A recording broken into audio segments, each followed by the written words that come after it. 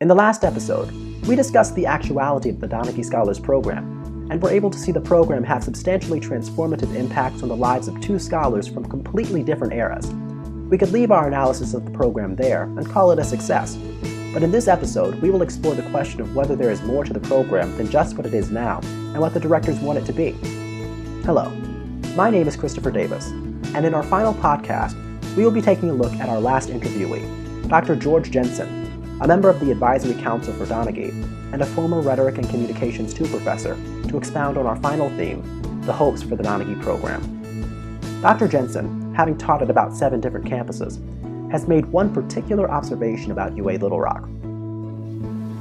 This is the campus that has the least community among students and professors for that matter.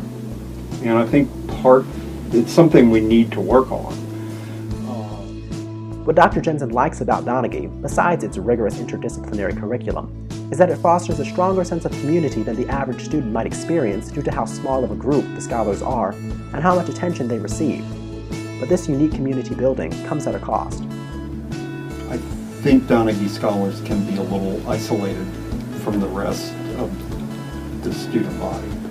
So you've got your own lounge, you've got your own core classes, you have your own advisors and so on. To address this issue, Dr. Jensen wants to see greater participation in the community of UA Little Rock from scholars through mentorship and even through more problem-based learning. In my follow-up interview with Dr. Jensen, he went into more depth with this idea. I'm right now very interested in problem-based learning.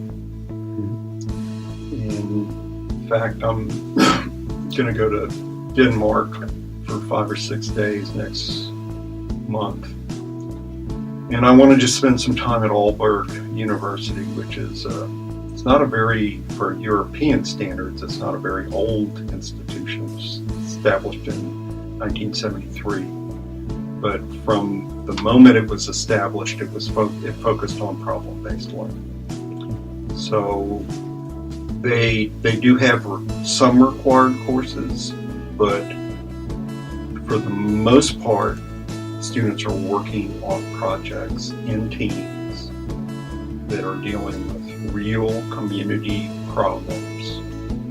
And they basically spend a semester working on that problem, producing a report which has recommendations for solving that problem or dealing with the problem. And so it's much less structured. It's kind of more of the kind of real work that students do once they've finished their degrees. I'd like to see more of that. The key benefit of this curriculum is twofold. On one hand, by tasking students with addressing real-world issues, the students begin to develop a stronger connectivity with their community. On the other hand, it allows students to both pick up skills in a hands-on fashion whilst also seeing the applicability of those skills.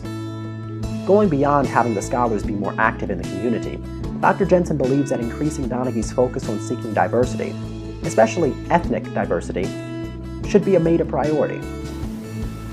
I just think in general that diversity should be a part of a college experience. I think that increases the power of your education. In the same way that the presence of non-traditional students like Francis and David allowed their respective cohorts to have a mutually unique and enriching experience, seeking out ethnic diversity allows students to have the opportunity to bolster their understanding of the community in which they reside, and in turn, better prepares them to go out into the world.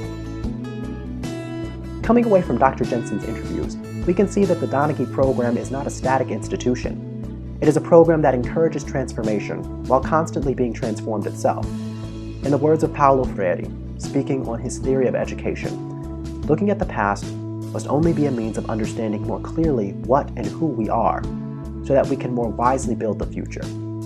And it seems as if the future of Donaghey will involve laying the groundwork for future scholars to be even more connected to the communities in which they live, using both their home background and the lessons of the Scholars Program to enhance their community in truly powerful ways. This has been Christopher Davis reporting. Thank you.